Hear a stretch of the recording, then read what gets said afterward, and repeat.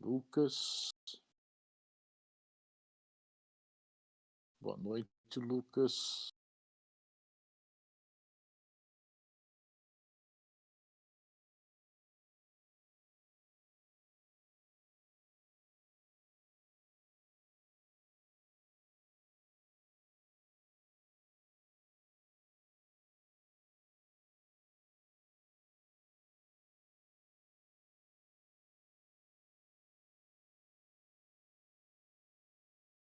Oi, Heloísa.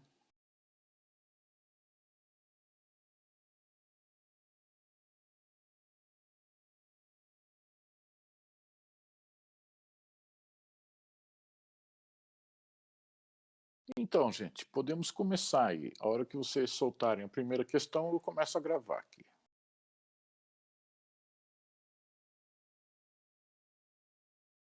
Hoje é noite para vocês levantarem questões.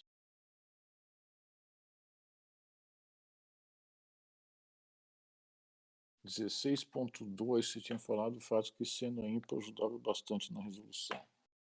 Então, deixa eu ver lá o 16.2, Marcelo, só um minutinho. Primeiro vamos começar a gravar aqui.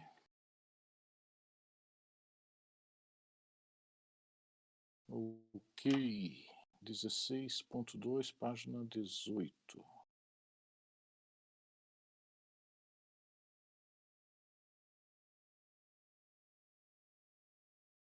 Me diz aí, Marcelo, você está com o documento aberto aí? Ótimo. Então tá. Aí é que tá. Nós tínhamos provado anteriormente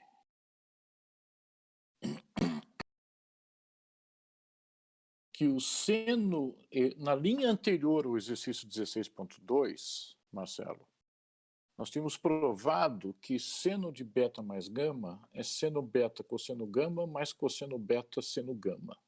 Essa demonstração nós tínhamos feito. Está de acordo com isso?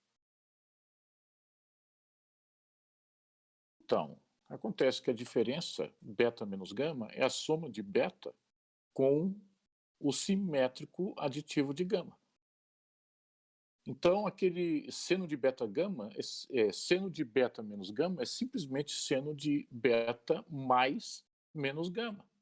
E aí vocês podem usar o teorema de seno da soma. Acontece que o cosseno de menos gama é cosseno de gama, pelo fato de cosseno ser par, e seno de menos gama é menos seno de gama, pelo fato de seno ser ímpar. Sai a demonstração em uma linha. Concorda com isso, Marcelo? Ah, eu gosto de A. Então, veja só. Isso é um negócio bacana, aproveitar os teoremas que nós já fizemos. É claro que é interessante entender, obviamente é interessante entender como que foi feita a demonstração do seno de beta mais gama, assim como o cosseno de beta mais gama. Mas uma vez tendo esses resultados, daí a diferença sai na hora, né? Respondido, eu não, aliás, eu não, por que eu respondi essa questão? Eu não devia ter respondido essa questão, porque isso aqui faz parte do segundo bloco, né? Puxa vida, que droga! Marcelo me enganou. É, pois é, vocês ficam dando risada. Não era para eu ter respondido essa questão.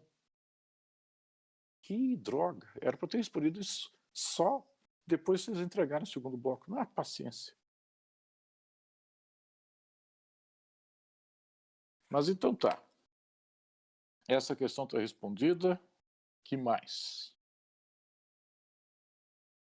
Estou com uma dúvida de uso prático de limite lateral. Qual que é a dúvida? É uma dúvida pontual ou você quer saber qual é a utilidade de limite lateral?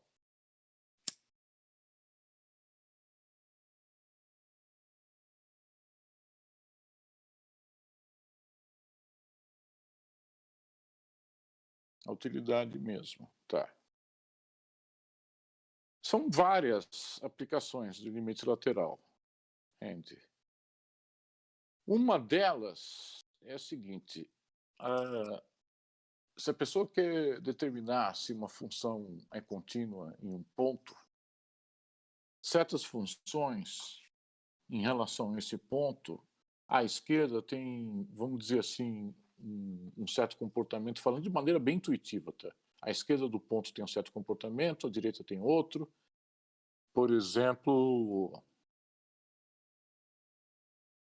o valor absoluto de x dividido por x. Tá? Se você tem uma função f com domínio nos reais exceto zero, dada por f de x igual ao valor absoluto de x sobre x, é exatamente.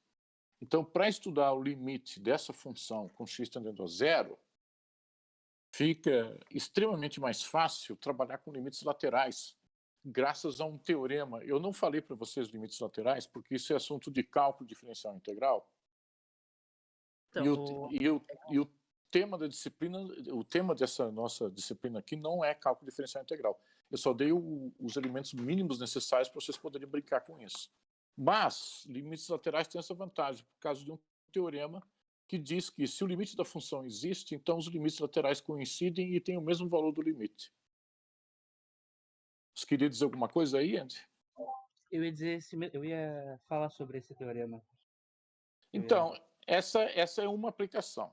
Agora, outras, por exemplo, então, outros exemplos, a partir de limites laterais é possível definir derivadas laterais, tá? Então, aliás, antes de falar de derivada lateral, uma observação. Quando eu enunciei e demonstrei o teorema fundamental do cálculo para vocês, uma das coisas que eu falei é o seguinte: seja f uma função contínua no intervalo fechado AB. Lembra dessa consideração que foi feita na demonstração?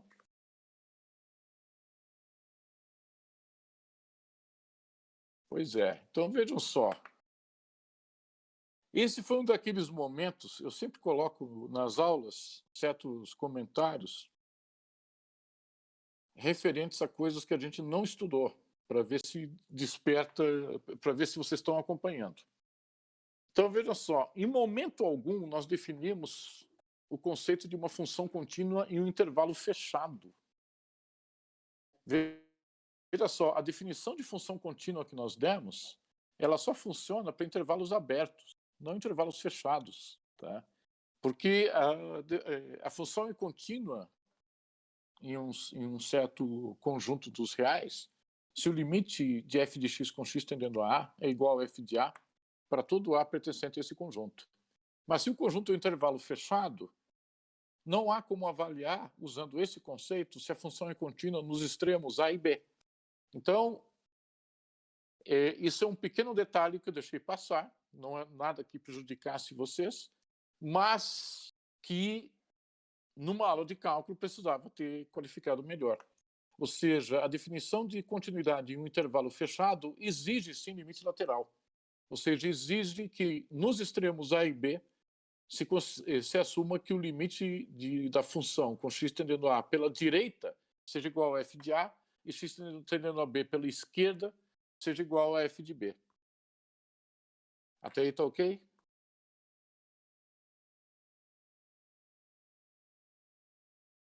Tá. Então, esse é um exemplo. Agora, outras situações, por exemplo, diferenciabilidade em intervalos fechados. Então, digamos que a pessoa queira falar de uma função que, em algum contexto, pode ser de aplicação, por exemplo, é fundamental que essa função seja diferenciável em um intervalo fechado AB. Mas acontece que a definição de diferenciabilidade exige que a função admita derivada em todos os pontos do domínio. Se o domínio da função é um intervalo fechado, AB, obviamente aquela definição de derivada também não é aplicável nos extremos A e B desse intervalo. Então, para falar em diferenciabilidade no intervalo fechado, precisa falar em derivada direita no ponto A e derivada esquerda no ponto B. E essas derivadas à direita e à esquerda, uma vez que a derivada é dada por um limite, elas são definidas por limites laterais. Ok aí, Andy? Então, certos problemas, por exemplo, de otimização, uma das aplicações de cálculo diferencial integral é em problemas de otimização. Então, quando vocês forem estudar cálculo, Vocês vão ver problemas muito simples, como, por exemplo, a pessoa que construiu uma caixa onde ela tem uma quantia finita de material disponível, digamos, uma caixa sem tampa. Então, a pessoa tem ali, digamos, sei lá, 400 centímetros quadrados de cartolina ou papelão para fazer uma caixa. E o objetivo é fazer a caixa usando esse material com o maior volume possível. Entenderam o problema? Então, um problema como esse, para vocês modelarem usando as ferramentas do cálculo, vocês precisam sim considerar uma certa função, que vai ser a função volume. Vocês querem maximizar essa função. E essa função volume ela vai ser definida em intervalo fechado. Isso é um exemplo simples. Esse tipo de situação vocês vão ver quando forem estudar cálculo diferencial integral, que daí vocês vão ver de maneira muito mais detalhada os assuntos que nós estudamos aqui sobre limites derivadas integrais. Tá? Então, esses conceitos, limites laterais e derivadas laterais, têm esse tipo de aplicabilidade, por exemplo, em problemas de otimização. Aqueles problemas clássicos, gastar o mínimo possível, produzir o máximo possível, esse tipo de coisa aí. Ok aí? Tá bom. Nós não vimos detalhes sobre isso porque fugia demais do escopo da disciplina, só por isso. Que mais? Que mais? Que mais vocês querem saber? Aliás, esse é um problema que vocês podem trabalhar, sabia? Esse problema que eu dei mesmo. Produzir uma função. Eu tive um aluno, por exemplo, eu já respondo aí, Lucas. Eu tive um aluno, muitos anos atrás, que ele trabalhava como mestre de obras. E uma das coisas que ele fazia para os clientes dele era calhas. Então ele pegava umas folhas de metal e tinha que dobrar aquelas folhas de metal para produzir calhas. E teve uma vez uma aula que eu dei na turma onde ele estava, que o problema era exatamente esse. Nós tínhamos uma folha de metal, queríamos dobrar aquela folha para produzir uma calha que transportasse o maior volume possível de água. E quando eu mostrei o resultado, vocês não fazem ideia a reação que esse aluno teve. Ele ficou horrorizado porque ele, sem querer, ele mentia para os clientes dele. Ele achava que tinha que dobrar num certo ponto específico para conduzir o maior volume possível de água, e não era. E não era. Então, é o tipo de situação que tem impacto até mesmo no trabalho cotidiano de pessoas. Né? Vamos ver primeiro o Lucas, depois vamos ver Heloísa. Então, Lucas, pode falar um pouco sobre equação diferencial? Lucas, como que é possível alguém falar pouco sobre equações diferenciais? É um auê, é muita coisa. Grosso modo, pois é. Grosso modo, uma equação diferencial é uma equação, ou seja, uma fórmula atômica, onde ocorre pelo menos um operador de diferenciação. Nós aqui, nas nossas aulas, estudamos quais operadores de diferenciação. Nós estudamos derivada ordinária, que é aquela derivada dada por aquele limite. A primeira vez que a gente falou sobre derivada, aquilo se chama na literatura de derivada ordinária. Aí estudamos derivadas de ordem superior, derivada segunda, terceira, quarta, quinta, etc.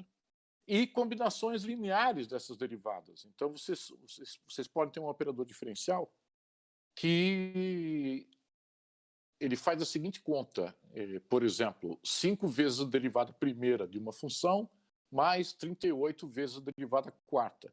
Então, essa combinação linear desses operadores diferenciais é também um operador diferencial. Inclusive, quando vocês forem estudar álgebra linear, seria muito interessante. Infelizmente, a maioria dos professores de álgebra linear não faz isso. Quando eu leciono álgebra linear, eu faço, que é mostrar essa relação da álgebra linear com o cálculo diferencial integral. Mas seria muito interessante vocês um dia examinarem no estudo de álgebra linear, de espaços vetoriais, quando vocês forem estudar o conceito de operador linear, que é um conceito da álgebra linear, vocês perceberem que operadores de derivação, são casos particulares desses operadores lineares do cálculo diferencial integral. E são esses operadores de diferenciação que permitem escrever as tais das equações diferenciais. Então, no caso de vocês físicos, equações diferenciais são usadas na prática para descrever dinâmica de mundo. Ou seja, taxa de variação de corrente, taxa de variação de potencial, de energia, de massa, de posição, de força, de torque. E aí, o exemplo clássico que vocês conhecem da física é a segunda lei de Newton, né, que é a força resultante em um sistema físico massa total vezes aceleração. Esse força igual a massa vezes aceleração é uma equação diferencial de segunda ordem, porque essa aceleração é simplesmente a derivada segunda da função posição. E a solução de uma equação diferencial como essa, com enunciado aparentemente tão simples, força é massa vezes aceleração, ela é extraordinariamente complicada quando vocês estão lidando com mais do que dois corpos interagindo entre si. Então, eu não sei exatamente o que você gostaria que eu falasse sobre equações diferenciais, mas o que eu posso dizer é isso, que em física teórica, qualquer que seja a teoria física que vocês examinem, essas teorias usuais, são todas elas formuladas por equações diferenciais. Essas equações diferenciais são o coração dessas teorias. Então, o força, massa vezes aceleração vai nos dar qual informação? A partir dessa equação diferencial, a gente consegue antecipar a posição e o momento linear de qualquer partícula no espaço sujeita a forças. A equação diferencial ela tem esse poder se vocês conseguirem resolver a equação diferencial, seja por método analítico ou método numérico. Tá?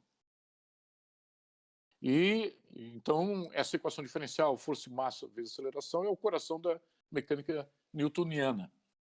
Da mecânica quântica é uma equação diferencial chamada equação de Schrödinger, que, aliás, é a única equação diferencial famosa da física que é linear. Tá? É um troço esquisito isso. As equações de Maxwell, que vocês vão estudar quando forem ver eletromagnetismo, são equações diferenciais. Ou seja, vocês físicos não vivem sem equações diferenciais. Então, se você quer saber alguma coisa mais pontual sobre equações diferenciais, Lucas, manda ver. Porque isso aí é um assunto que não tem fim, né? Enquanto você pensa a respeito, deixa eu ver, Heloísa, por que a derivada do produto não é o produto das derivadas? Então, Heloísa, essa demonstração eu não fiz para vocês. Tá? Eu precisava, para responder isso, fazer a demonstração. Mas essa demonstração você encontra fácil em qualquer livro de cálculo. Quer ver? Eu vou tentar dar um exemplo aqui. Vamos tentar dar um exemplo aqui para a Heloísa. Olha só. Olha só, Heloísa. Considere o seguinte, Heloísa, só para ter certeza, está acompanhando aí? Eu vou dar uma visão intuitiva primeiro, tá bom? Considere essa função f de x igual a x ao quadrado. Tá? Essa função f de x, eu estou assumindo o domínio nos reais. Tá? Essa função f de x igual a x ao quadrado, ela é o produto de duas funções de identidade. Tá? A função g de x por ela mesma, g de x igual a x por ela mesma. Então, eu estou escrevendo aqui g de x igual a x. Porque x ao quadrado é x vezes x. Até aí, concorda? Tá. Agora, veja só, a derivada da função identidade, nós vimos esse teorema, é 1. A derivada dessa g em relação a x é 1. Portanto, o produto das derivadas é 1 vezes 1, que dá 1. Mas a derivada de x ao quadrado, em relação a x, não é 1, é 2x. Concorda com isso? Então, só esse exemplo que eu mostrei para você já deixa claro o porquê não é.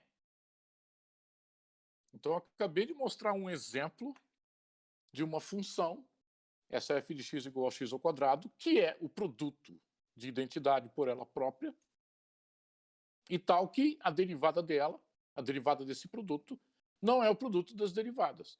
Então, eu acabei de mostrar o porquê não é. Até aí tá ok, Luiz? Tá.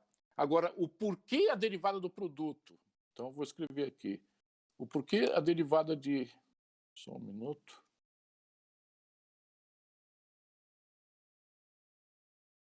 V mais V'. Então, o porquê a derivada desse produto UV é a derivada de U vezes V mais U vezes a derivada de V, aí é a demonstração do teorema. Tá? Essa demonstração você encontra em vários livros de cálculo. Se quiser, eu posso fazer uma aula especial aí só para mostrar a demonstração desse teorema. Mas daí se encontra. Até aí está ok? A demonstração faz uso da definição de derivada, que é aquele limite lá. Tá? Então, Heloísa, se você quiser ver a demonstração do teorema, a gente pode marcar um horário aí para fazer isso. Eu teria que preparar aqui bonitinho, tá bom?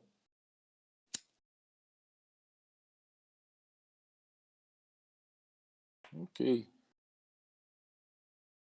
Que mais, gente? Que mais?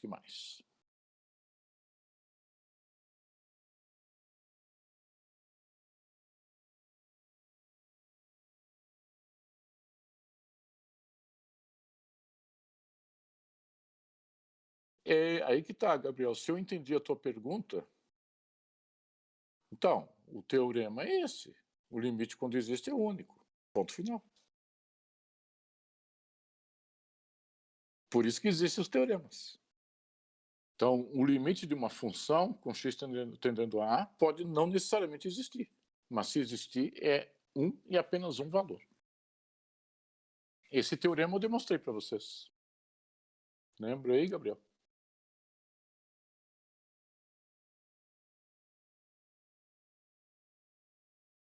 Tá. Vamos ver o Gabriel Vieira.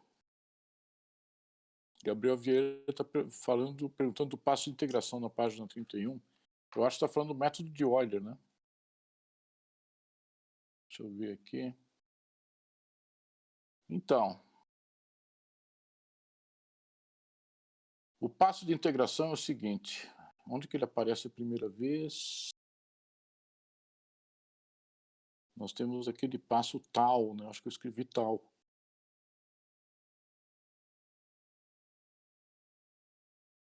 Só me ajuda aqui, Gabriel Vieira. Onde que está escrito o passo de integração? Em que trecho aqui? Ah, achei. Ah, tá. Já achei. É, exatamente. Então, Gabriel, veja só. O método numérico... Peraí, estava... Só um minuto. Estava imaginando o método imaginário de uma função ter mais de um limite, mas é impossível. Ah, sim, não há como, Gabriel Damasceno. Mas então, o tal do passo de integração é o seguinte.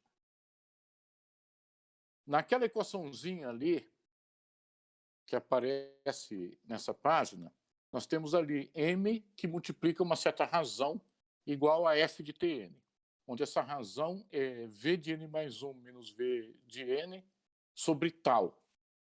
Confere aí, Gabriel Vieira. Então, veja só, esse método numérico ele é inspirado no conceito de derivada, porque a derivada é o limite de v de x mais h menos v de x sobre h, onde o h é a diferença entre o x mais h e o x. Então, a derivada é o limite da chamada razão incremental, aquele ΔY sobre ΔX. Só que no lugar de y, nós temos um ΔV. E no lugar de ΔX, nós temos uma variação de t. Então, esse passo de integração é a variação de t, se a gente interpretar t como tempo. Então, essa razão Vn mais 1 menos Vn para um tal suficientemente pequeno é um valor aproximado da derivada de v. Estamos assumindo v como uma função de tempo t. Então, essa razão Vn mais 1 menos Vn sobre tal é para valores suficientemente pequenos de tal. O que é suficientemente pequeno? Aquilo que a máquina conseguir processar. Então, pode ser, por exemplo, 1 milésimo, digamos. Então, esse tal ele tem o mesmo papel do h no conceito de derivada, quando vocês fazem lá limite com h tendendo a zero daquele numerador sobre h. Só que lá o h tende a zero. Só que como computacionalmente não é possível expressar essa ideia do h tendendo a zero, porque máquinas não conseguem fazer isso, então você simplesmente escolhe aquilo que você chama de passo de integração, um valor suficientemente pequeno para que aquela razão Vn mais 1 menos Vn sobre tal corresponda à derivada da função v no instante t. Até aí tá ok, Gabriel Vieira? Tanto é que veja o que está escrito logo do lado. O Tn mais 1 é o Tn mais tal. Então, esse tal vai dando incrementos. É como se a gente tivesse discretizado o tempo. Então, o T0, digamos que o T0, o T inicial, seja zero. E o passo de integração seja 1 milésimo. Então, o tempo seguinte será 1 milésimo. O T1. O T1 será T0 mais tal, 1 milésimo. O T2, 2 milésimos. O T3, 3 milésimos. Então, ele vai pulando de milésimo em milésimo e dando aquela razão para cada um desses instantes t, que vai pulando de milésimo em milésimo. Ok aí, Gabriel?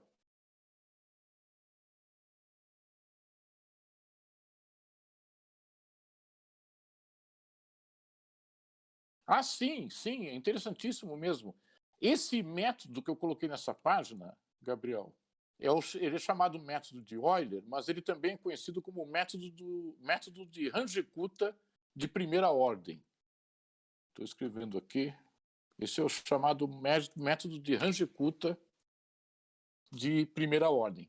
Esse método de Range-Kutta é um método numérico para obter pontos que se ajustem a uma aproximação de uma função que seja a solução de uma equação diferencial. E esse método de Euler, ele é muito grosseiro, ele funciona bem para equações diferenciais, por exemplo, lineares. Mas quando a gente está trabalhando com equações diferenciais não lineares, que é um assunto extremamente complicado, e a gente precisa usar algum método numérico, então a gente usa métodos de Range-Kutta de ordem superior. Então, nos anos 80, quando eu usei isso para resolver alguns problemas sobre mecânica celeste, eu usava Range-Kutta de quarta ordem, só que naquela época a NASA usava Range-Kutta de 12ª ordem. Hoje em dia eu não sei. Na época eu só usava Range-Kutta de quarta ordem porque as máquinas que a gente tinha eram o que dava conta. Tá? Mas resolvia o problema.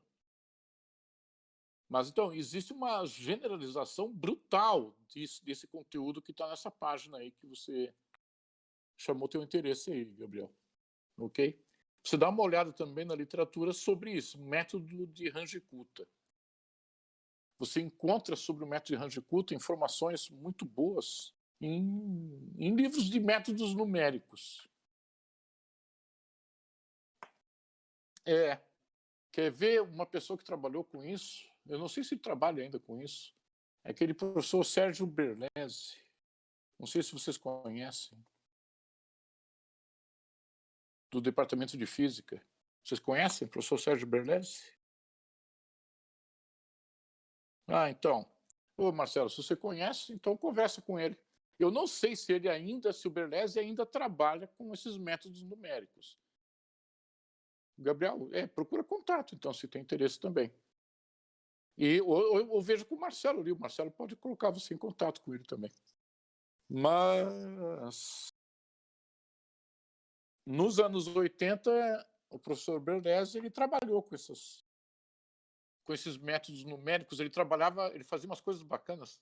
Ele fazia range-cuta com passo de integração variando, porque tem mais essa ainda. O que eu coloquei nessa página 31, o passo de integração é fixo. Uma vez escolhido, fica ele para sempre. Mas o professor Berlese trabalhava com range-cuta com passo de integração variando. E existem vantagens enormes de usar um método como esse. Então, mesmo que ele não trabalhe mais com isso, ele tem bastante familiaridade com o assunto. Ok aí, Gabriel?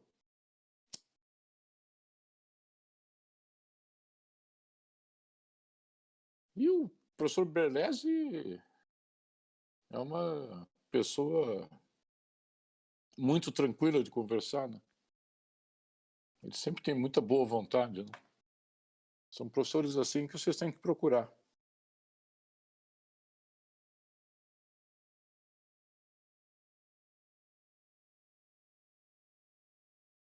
Que mais? Que vocês querem?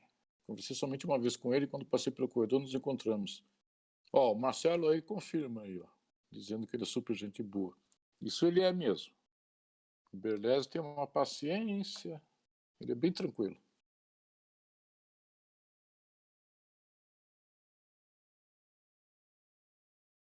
Que mais aí, gente? Que mais vocês querem saber? Pensaram naquela exponencial daquele número absurdo lá para calcular, que vocês não conseguem usando calculadora?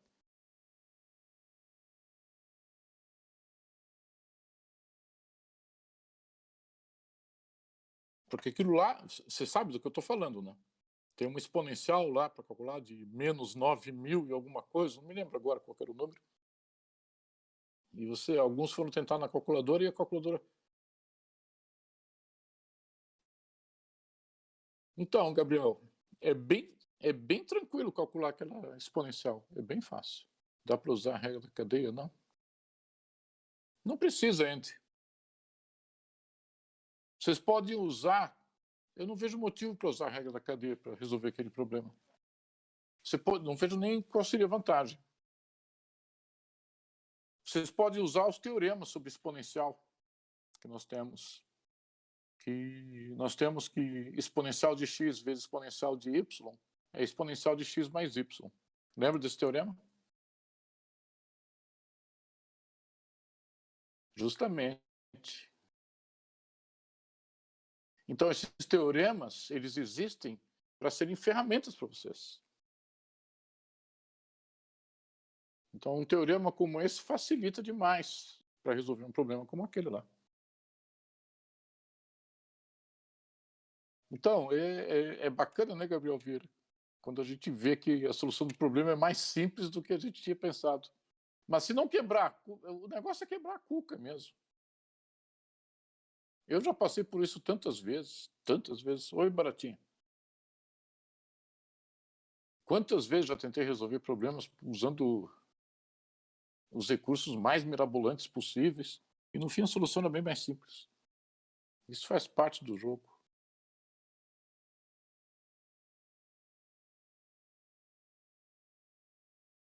Baratinha, trouxe dúvidas aí pra gente também, você que nunca aparece aí. Hoje que eu não dou aula, daí você aparece, né?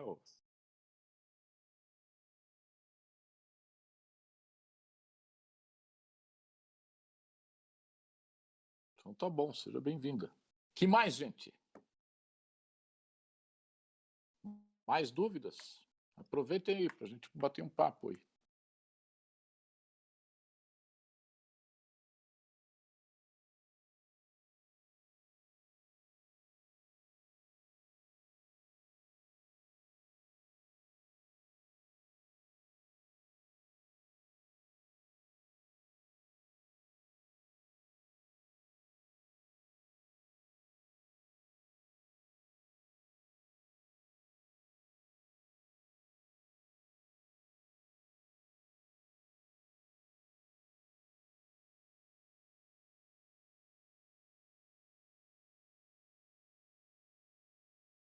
O pessoal está digitando bastante.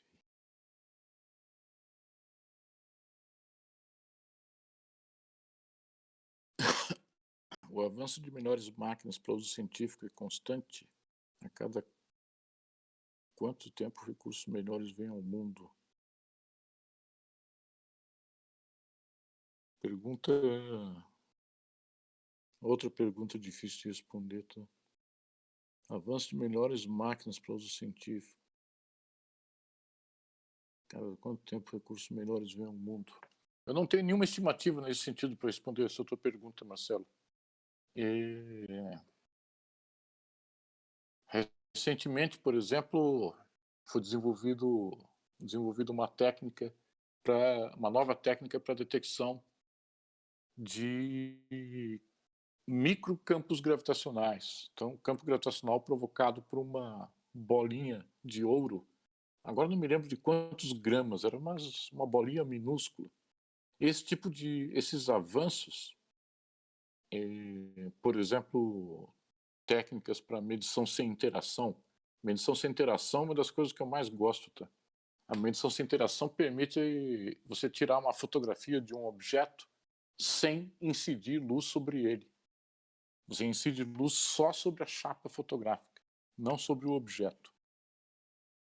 E isso é uma técnica que surgiu teoricamente nos anos 90 e hoje em dia existe na prática. Uau mesmo, porque isso daí permite observação de fenômenos físicos sem interação clássica com esses fenômenos. Tá? Quem criou isso foi Avshalom Elitzur e Lev Weidman. Então, para vocês acompanharem esses avanços, como é feito, eu posso mostrar para vocês como que é feito. Eu trabalhei com isso. E ainda tem outras perguntas para responder, mas para vocês acompanharem essa literatura desses avanços de máquinas, vocês precisam acompanhar as revistas padrão, né? Nature, ainda tem a questão do Andy para responder ali. Tá? Nature, Science, que mais? Proceedings of the National Academy of Sciences. Tem aquela revista nova, muito boa, de divulgação científica, chamada Nautilus.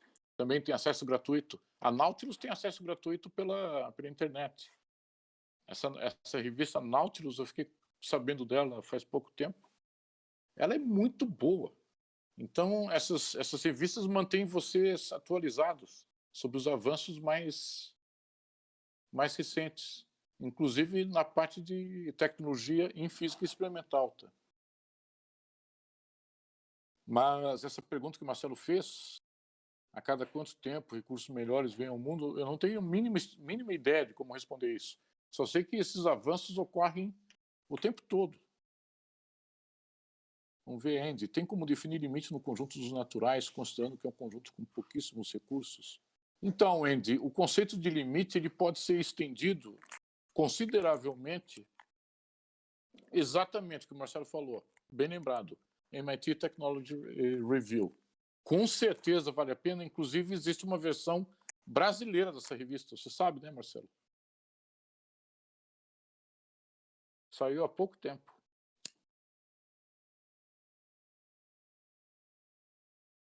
Então, justamente, essa revista também é muito boa.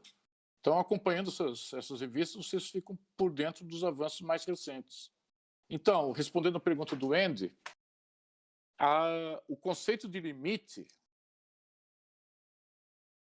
aquela história de para tudo epsilon existe delta e a gente trabalha daí com intervalos abertos, é possível generalizar isso para os chamados espaços métricos. Até aí está ok, Andy?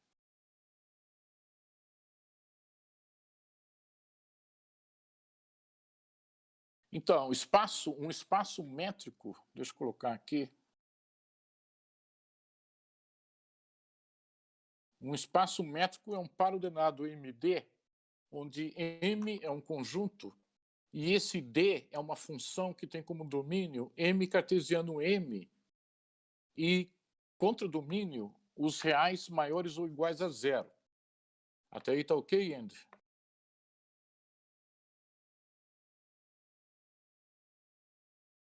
E aí satisfaz os seguintes axiomas. Então, antes de falar dos axiomas, essa função D, já que o domínio dela é M cartesiano M, o que ela faz na prática é associar a cada par de elementos quaisquer de M um número real maior ou igual a zero. Esse número real maior ou igual a zero a gente chama ele de distância entre os pontos de M, os pontos A e B de M. Até aí tá ok?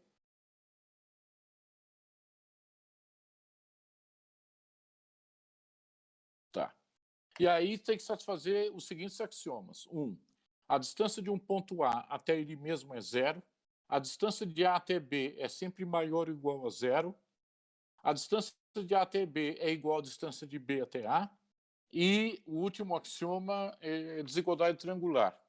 A distância de A até C mais a distância de C até B é maior ou igual à distância de A até C. São os axiomas lá. Se quiser também, eu posso dar os detalhes em algum outro momento, com mais calma. Eu achei que tivesse falado o que são espaços métricos para vocês. Mas, enfim, aí esses conceitos que nós vimos aqui, os conceitos que nós vimos para limite, eles podem ser estendidos para espaços métricos quaisquer. Dá um certo trabalho fazer isso, mas é possível fazer. A gente só definiu o limite sobre o conjunto dos números reais, porque o conjunto dos números reais ele é munido de uma métrica bem conhecida. A métrica é a seguinte função, quer ver? Deixa eu colocar aqui. Só um minuto. Então, a métrica usual no conjunto dos números reais é essa daí, valor absoluto de R menos S, sendo R e S números reais. Então, nós temos ali uma função com domínio em R cartesiano R e com contradomínio os reais maiores ou iguais a zero.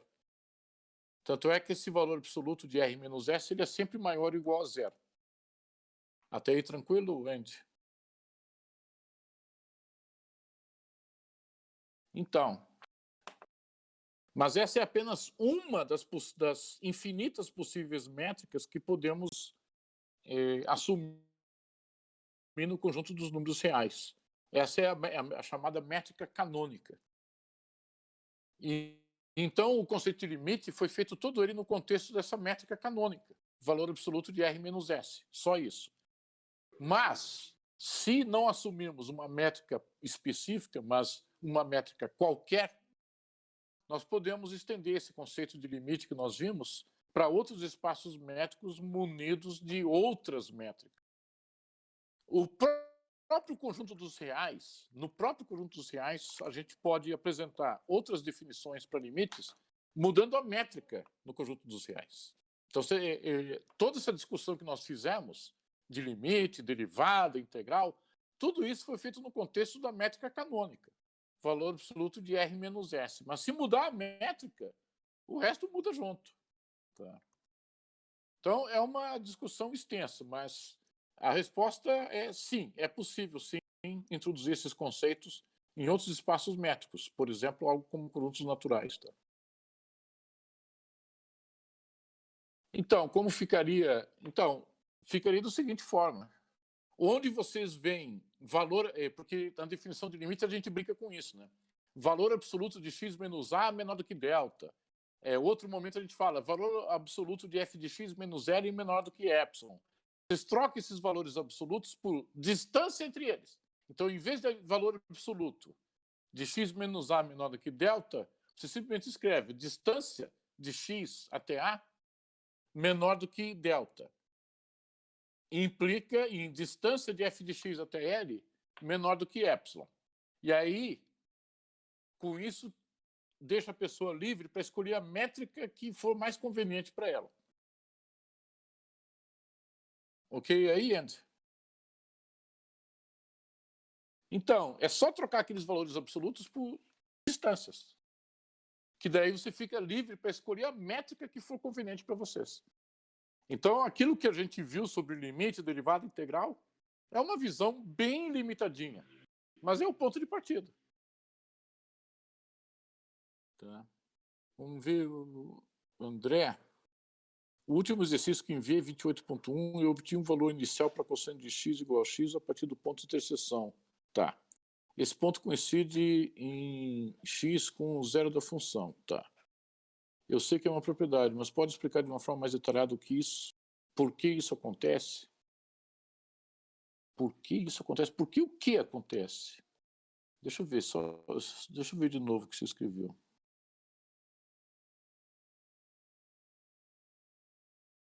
Mas aí que tá. Veja só, André. O ponto de interseção coincide com o zero da função. Sim, porque você definiu a função h para que isso acontecesse. Porque o zero de h é justamente o ponto de interseção de cosseno de x com x. Que o zero de h é o x tal que h de x é zero. Mas h de x é zero quando? Quando o cosseno de x é igual a x. Concorda com isso, André?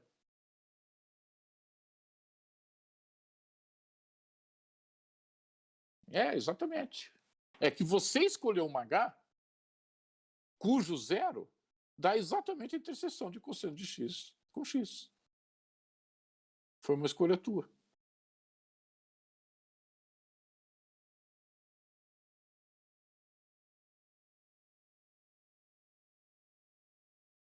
Ok. Andy, tem como definir limite sem usar essa ideia de distância?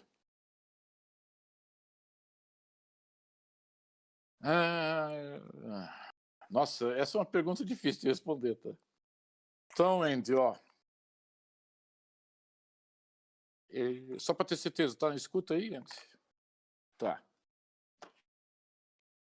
Então é assim, ó.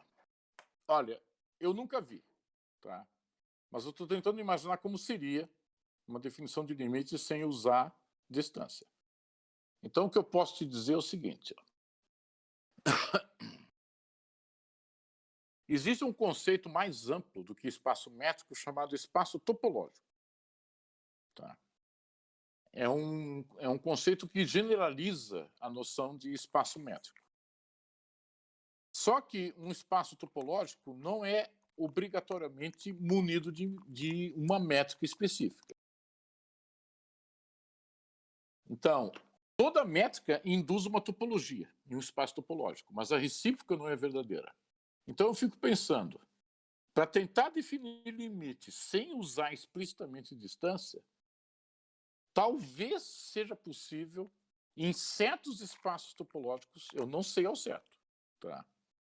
Teria que pensar. Mas talvez seja possível em certos espaços topológicos que sejam equivalentes a espaços métricos, ou seja, você pode até não usar explicitamente distância, mas que você vai ter que usar alguma coisa que, em algum sentido muito preciso, é equivalente à distância, você vai ter que usar sim. A não ser que o Andy tenha alguma ideia que ninguém teve até hoje. É outra possibilidade. Isso seria bacana. A pessoa introduzir uma noção, em algum sentido, que se identifique com um limite, sem usar a noção de distância. Isso pode ser interessante, não sei. Pode falar mais sobre espaços topológicos? Espaço topológico, deixa eu colocar aqui. Todo espaço topológico é um par ordenado. T maiúsculo, T minúsculo. Onde esse T minúsculo, ele é um subconjunto da potência do T maiúsculo. A potência do T maiúsculo é o conjunto de todos os subconjuntos do T maiúsculo. Até aí, ok, Andy?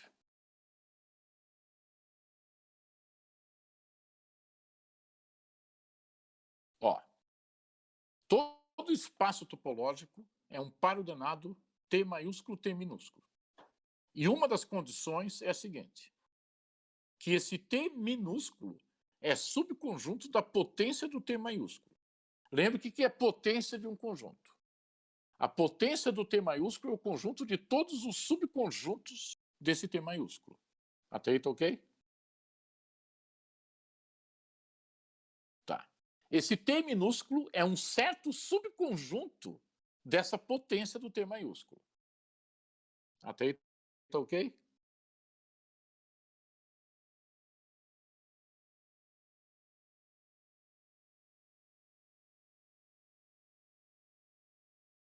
Não, aí que tá, não terminei. Primeiro, já respondo isso, só quero saber, até aí tá ok? Tá. Então, os elementos do T minúsculo, portanto, são todos eles subconjuntos do T maiúsculo. Todos os elementos do T minúsculo são subconjuntos do T maiúsculo. Tá bom? Aí vem os axiomas. Então, primeiro lugar, esses elementos do T minúsculo, eles são chamados de abertos do espaço. Eles vão definir aquilo que a gente chama de topologia. Então, o T minúsculo é aquilo que a gente chama de topologia e o T maiúsculo a gente chama de espaço topológico. Então, os axiomas vão dizer o seguinte: em primeiro lugar, um dos elementos do T minúsculo, obrigatoriamente, é o T maiúsculo, o que nos dá um subconjunto não próprio de T. Até aí tá ok? Tá. Outro elemento do T minúsculo é o conjunto vazio. Então, tanto o T maiúsculo quanto o vazio, obrigatoriamente, eles têm que ser elementos do T minúsculo, ou seja, eles vão ter que ser abertos da topologia. Até aí tá ok? Tá. Agora vem os outros axiomas. Os outros axiomas eles vão dizer o seguinte: chamando, toda vez que eu falar abertos, entenda-se com isso como elementos do T minúsculo. Então, os axiomas eles vão dizer o seguinte: a união arbitrária de abertos é um aberto. Então, se você tiver essa coleção de subconjuntos de T maiúsculo e você resolve fazer união de quaisquer deles, o resultado dessa união obrigatoriamente vai ter que ser um elemento do T minúsculo também. Tá ok até aí? Tá. E agora o último axioma. A interseção finita de abertos também é um aberto. Então, se você fizer a interseção dos elementos do T minúsculo, obrigatoriamente, quaisquer, vai ter que resultar um elemento do T minúsculo também. Até aí tranquilo? Tá. Então, isso é espaço topológico. Esse é o conceito de espaço topológico. Agora, o que você pode fazer com espaço topológico aí é uma história muito longa. Então, eu vou recomendar para você o livro do Janich, Klaus Janich. O nome do livro é Topology. Esse livro é publicado pela Springer Verlag. Ele tem 15 capítulos. Digamos que o Andy decida o seguinte: eu vou estudar um capítulo por semana desse livro. Em 15 semanas, você passa a ter uma visão muito linda, muito abrangente do que é topologia. Tá? É um livro de uma didática inacreditável. Esse Janich é um autor alemão, ele é conhecido, entre outras coisas, por ser um excelente expositor. E esse livro dele é uma pérola. Em 15 capítulos, ele parte do pressuposto que o leitor não sabe nada sobre topologia, a não ser teoria de conjuntos. Você precisa conhecer muito bem teoria de conjuntos. Se você não conhecer bem teoria de conjuntos, fica bem difícil entender o livro. Então, ele parte do zero e chega até o teorema de Tikhonov. Estou escrevendo aqui. O teorema de Tikhonov é um dos resultados mais extraordinários da matemática. Ele diz o seguinte, que o produto arbitrário de espaços compactos é um espaço compacto. Isso do ponto de vista intuitivo, quem entende o que são espaços compactos, que é um conceito de topologia, isso do ponto de vista intuitivo é um negócio que desafia a intuição de qualquer um. É um resultado extraordinário. Tá? Mas o que eu digo é isso, ele parte do básico e chega em assuntos bem avançados. Tá? Ele encerra o livro com esse teorema. Então, inclusive, se você for ler esse livro, você vai descobrir que essa definição que eu dei agora há pouco é apenas uma das possíveis definições para espaço topológico. Existem outras que são equivalentes a essa que eu dei, mas que não fazem menção a abertos, mas, por exemplo, a fechados. Você pode também definir espaço topológico usando só funções, não preciso fazer conjuntos, porque aqui a gente definiu, eu defini para você aqui espaço topológico usando só conjunto. Em nenhum momento usei função. Mas se pode definir espaço topológico usando só funções. Então, o Yanner, ele mostra tudo isso em detalhes. É muito bom o livro dele. Ok aí, Andy?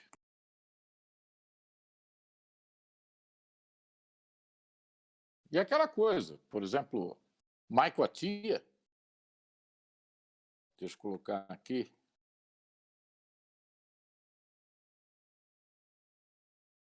Michael Francis Atiyah. Michael Francis Atiyah, a última coisa que ele estava trabalhando, pouco antes de morrer, foi uma grande perda para o mundo isso, foi o uso de espaços topológicos em mecânica quântica. Inclusive, era um assunto que, se eu não tivesse sido desviado por certas circunstâncias, eu estaria brincando com esse troço hoje. É um negócio muito interessante. Ele estava querendo usar espaço topológico em mecânica quântica para dar conta de certos fenômenos quânticos em que espaços métricos parecem ser uma péssima ideia. Porque em mecânica quântica nós temos um fenômeno chamado não localidade, que, se você descrever isso via espaços métricos, gera muita confusão. Tá? Vamos ver, com os livros que o senhor deixou como recomendação de estudo sobre teoria de conjuntos, isso já me deixaria apto a ler. Ah, sim. O livro do Yanner, sim. Porque assim, ó, Andy, se você estudar aquele livro do Shen e Verestchagin, não sei se você lembra desse livro, Verestchagin, estou escrevendo aqui, Basic Set Theory. Ah, sim, então. Está gostando do livro, Andy? Ah, pois é, muito bonito, né? Muito bom, ele vai direto ao ponto, é uma beleza esse livro. Então é assim, ó, você estudando esse livro do Shen e Verestchagin, isso já te dá condições de entender mais de 90% do livro do Yanner. Talvez você encontre uma certa dificuldade no Teorema de Tikhonov. Mas daí, se você fizer isso, se você for estudar e chegar no Teorema de Tikhonov e encontrar dificuldade para entender o que significa aquilo, faz contato comigo e a gente conversa aí, tá bom? Aliás, já que você está estudando essas coisas, você pode fazer contato a hora que quiser aí. O que mais me interessa é a gente interessada.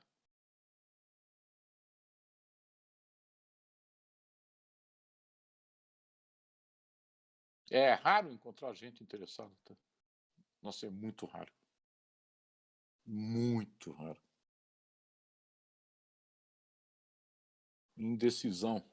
Indecisão sobre o que estudar? Estou lendo os 5 livros. Então, isso é um problema mesmo, Andy. Então, isso é uma coisa que você vai ter que resolver, tá?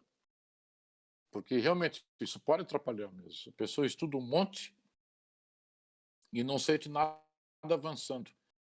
Uma boa ideia para avançar em algo é abraçar um projeto. Escolhe um projeto de investigação, abraça aquele negócio e toca o barco.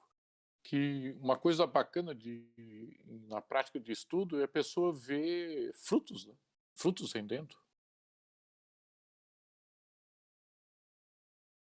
Se for ler tudo que há de interessante no mundo, a gente não faz nada. Eu, por exemplo, uma das minhas frustrações é nunca ter estudado música. Mas eu não pude estudar música porque, se eu fosse estudar música, eu não fazia mais nada. Baratinho, eu estava abraçado nas matérias de educação. Bem, aí tem que ver se a pessoa gosta dos assuntos ligados à educação.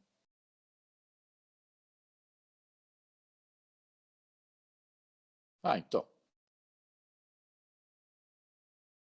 Então, assunto para você estudar não falta. Pode ser topologia, pode ser educação, pode ser o que for. Também dei uma abandonada na música. Pois é.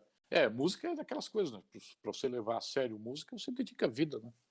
Não dá para conhecer música sem dedicação diária, não tem como. Agora eu voltei para funções porque os prazos pedem. Pois é, os prazos institucionais. Essa é a parte desagradável dos estudos, o que a instituição espera de vocês.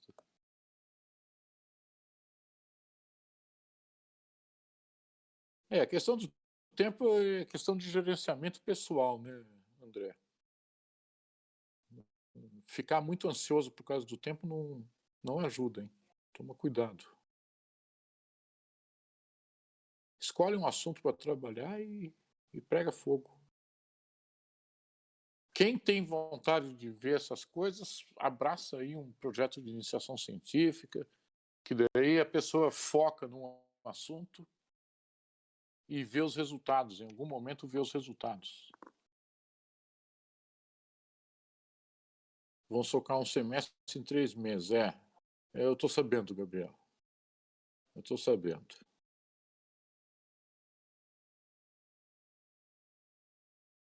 Baratinho, eu estudava tudo mais devagar e com calma. Isso é uma coisa que as instituições não respeitam, né? O ritmo do aluno, né? Cada aluno tem um ritmo. Esse é o problema das instituições, elas querem normalizar todo mundo. Tá?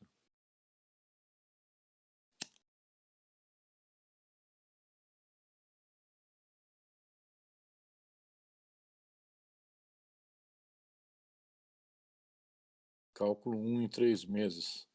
Realmente. Então tá vendo, né, Marcelo, que estudar cálculo mesmo em 3 meses, vocês não vão, né? Vocês vão dar uma cheirada no assunto, né? Se quiserem conhecer, vocês vão ter que estudar por conta separadamente. Eu tenho um ritmo mais lento para assuntos relacionados a cálculo. Sim, normal. Matemática é sempre difícil.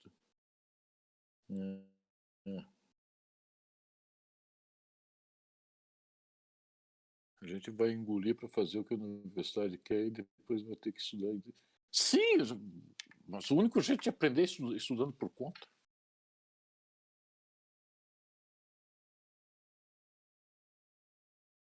Se eu dependesse da universidade para aprender alguma coisa, eu tava de 4 agora, lambendo o chão.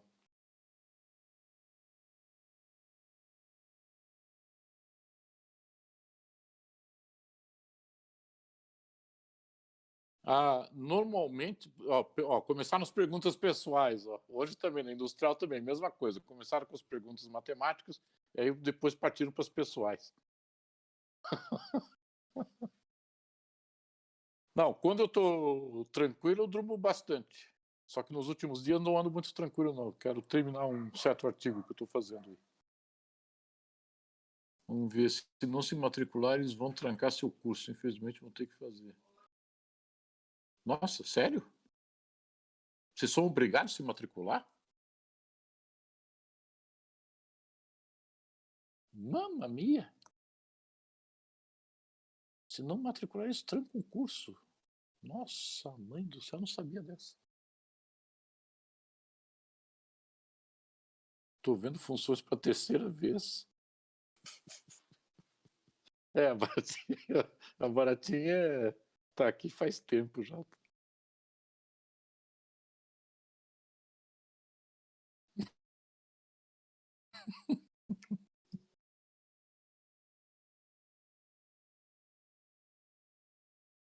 Mas então, gente, quarta-feira a gente continua?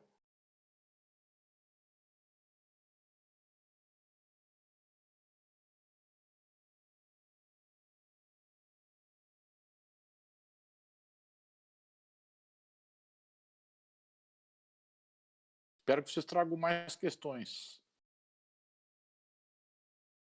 Se estiver liberado, perguntas pessoais, tem uma dúvida que eu sempre tive, eventualmente escuto um som durante as aulas, sempre tive a sensação que é o senhor sentando um isqueiro e depois colocando ele em uma mesa. É paranoia minha? Se você quer saber, eu sou fumante, gente. Uma das vantagens de aula virtual.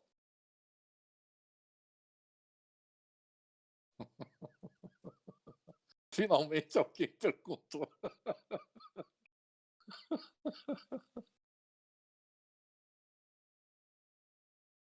Minha esposa falou para eu tomar cuidado, que vocês escutam tudo.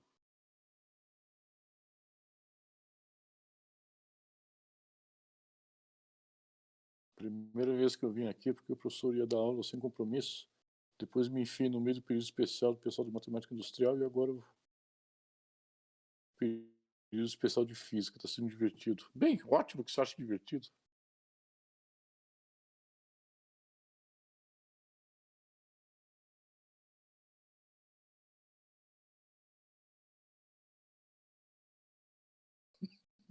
Paranoia minha.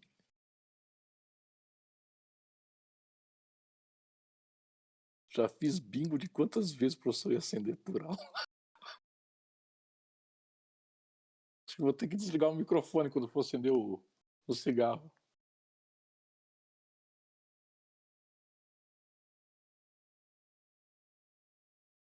Vocês apostavam, mas, meu Deus do céu.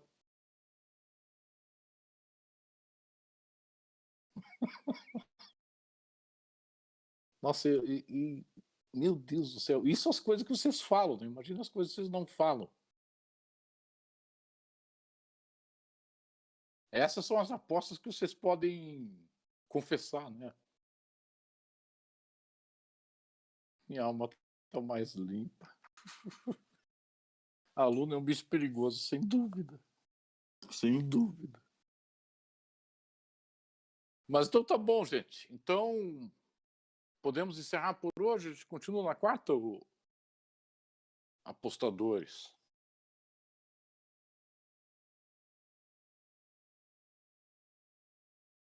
Ok, então quarta-feira a gente se vê. Então, deixa eu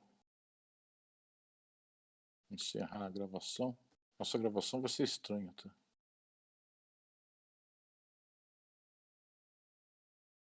Ó, não consegui encerrar a gravação. Gabriel, você gravou? Gabriel Damasceno. Ah, ótimo.